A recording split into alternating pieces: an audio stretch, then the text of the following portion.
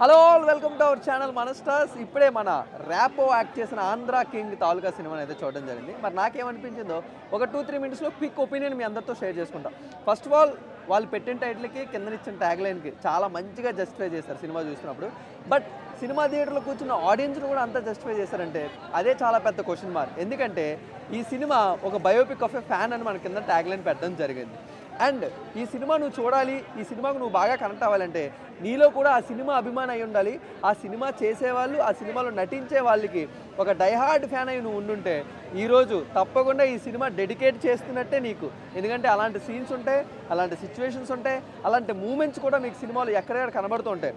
ఒక టీనేజ్ ఏజ్లోని నువ్వు కూడా నీ హీరో గురించి డైహార్డ్ ఫ్యానిజం చేసి పూలు కట్టి పాలాభిషేకాలు చేసి టికెట్ల గురించి గొడవలు పడి ఫ్యాన్ వర్స్ చేసి ఇలాంటివన్నీ కూడా నీ లైఫ్లో ఎక్స్పీరియన్స్ చేసావనంటే డెఫినెట్లీ ఈ సినిమా వర్త్ వాచ్. నిన్ను నువ్వే మళ్ళీ స్క్రీన్ మీద చూసుకున్నట్టు ఉంటుంది. అలాంటి మూమెంట్స్ చాలా ఈ సినిమాలో ఉంటాయి. మీరు కూడా చూసినప్పుడు చాలా బాగా కనెక్ట్ అవుతారు. మోర్ ఓవర్ ఈ సినిమా ఎవరన్నా సీజనల్గా ఓన్లీ థియేటర్స్కి వస్తున్న వాళ్ళు, లేకపోతే నేను ఓన్లీ సినిమాలు చూసి ఎంజాయ్ చేస్తాను కానీ సినిమాలో యాక్ట్ చేసేవాళ్ళు ఏ సినిమా హీరో నాకు అంతగా ఇష్టం ఉండన్న వాళ్ళు ఈ సినిమా అంతగా కనెక్ట్ అవ్వదు. ఎందుకంటే నీలో ఒక వీరాభిమాని ఉంటేనే ఈ fan biopic of a fan కూడా నీకు చాలా బాగా కనెక్ట్ అవుతుంది. బట్ ఎనీవేస్ ఒక రెగ్యులర్ ఆడియన్గా థియేటర్లో కూర్చున్నప్పుడు ఒక మోటివేషన్ మనకి ఇవ్వడానికి ఆడియన్గా ఒక హీరో తన జర్నీలోని తను చేస్తున్న సినిమాల ద్వారా ఒక అభిమానికి ఏ విధంగా సహాయపడగలుగుతారు, తన లైఫ్ని ఏ విధంగా టర్న్ చేస్తారు, అదే ఒక సిచ్యువేషన్ వచ్చినప్పుడు ఇదే ఫ్యాన్ తన హీరోకి ఏ విధంగా హెల్ప్ అవుతాడు.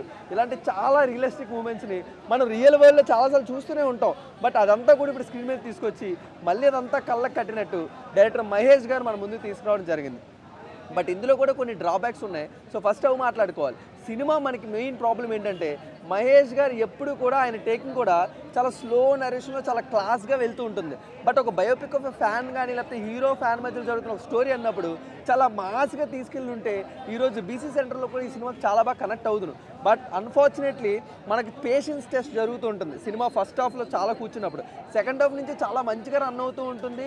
బట్ ఫస్ట్ హాఫ్ మొత్తం కూడా ఆ లవ్ స్టోరీ కొంచెం ఎక్కువగా ఉండడం, మధ్యలో ఇదొక లీనియర్ నాన్ లీనియర్గా ఇదొక స్టోరీ జరుగుతూ ఉండడం, ఇలా ఒక 2 స్టోరీలు ప్యారల్గా వెళ్తూ ఉండడం వల్ల మనకి సినిమా టైం చాలా ఎక్కువగా తీసుకుంటున్నట్టు, మన పేషెన్స్ని మనమే టెస్ట్ చేసుకున్నట్టు మనకు కొన్ని సిచ్యువేషన్స్లో అనిపిస్తూ ఉంటుంది.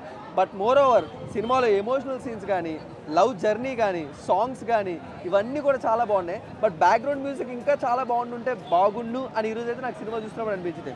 అండ్ పర్ఫార్మెన్స్ గురించి మాట్లాడుకుంటే ఉపేంద్ర గారిని ఒక రియల్ స్టార్గా మనందరికీ ఆయన తెలుసు. సో అలాంటి ఒక రియల్ స్టార్ని ఈరోజు రియల్ హీరోగా ర్యాపో గారితో యాక్ట్ చేస్తున్నప్పుడు చాలా బ్యూటిఫుల్గా అనిపించింది. అండ్ అదే కాకుండా ర్యాపో పర్ఫార్మెన్స్ కూడా చాలా సెటిల్గా ఉంటుంది. ముందున్న కమర్షియల్ సినిమాలు అన్నింటితో పోల్చుకుంటే చాలా సెటిల్ పర్ఫార్మెన్స్తో మన ముందుకు వచ్చి అండ్ భాగ్యశ్రీ క్యారెక్టర్ కూడా చాలా బ్యూటిఫుల్గా సినిమాకి చాలా ఇంపార్టెంట్గా మారుతూ ఉంటుంది. సో సినిమాలో మనకు కావాల్సిన మోటివేషనల్ ఆ డ్రైవ్ కానీ, లేకపోతే ఒక ఎమోషనల్ జర్నీ కానీ, అండ్ అలాగే ఒక రెగ్యులర్ ఆడియన్ నువ్వు ఎక్కడో దగ్గర ఒక స్టక్ అయిపోయినప్పుడు ఒక సినిమా నీకు ఏ విధంగా హెల్ప్ అవుతుంది, ఇలాంటి చాలా వాటికి ఆన్సర్స్ అన్నింటినీ కూడా ఈ సినిమాలో మనకు ప్లాన్ చేశారు. బట్ ఒక రెగ్యులర్ ఆడియన్కి వెళ్ళినప్పుడు మీకు సినిమా నచ్చుతుంది. బట్ మీకు సినిమా బాగా నచ్చాలి, సినిమాకి మీరు కూడా బాగా కనెక్ట్ అవ్వాలంటే మీలో ఆ డైహార్డ్ ఫ్యాన్ ఉంటే డెఫినెట్లీ ఈరోజు మీ అందరికీ ఆంధ్ర కింగ్ తాలూకా మీ ముందుకు వచ్చినట్టే. సో ఏమాత్రం లేట్ చేయకుండా మీ ఫ్రెండ్స్ అండ్ ఫ్యామిలీస్తోని, మీ ఫ్రెండ్స్లో కూడా చాలామంది ఫ్యాన్స్ ఉంటారు కదా, వాళ్ళందరితో వెళ్ళి సినిమాని చూసి ఎంజాయ్ చేయండి. మరొక ఇంట్రెస్టింగ్ సినిమా ఒపీనియన్తో మళ్ళీ మీ ముందుకు వచ్చేస్తా.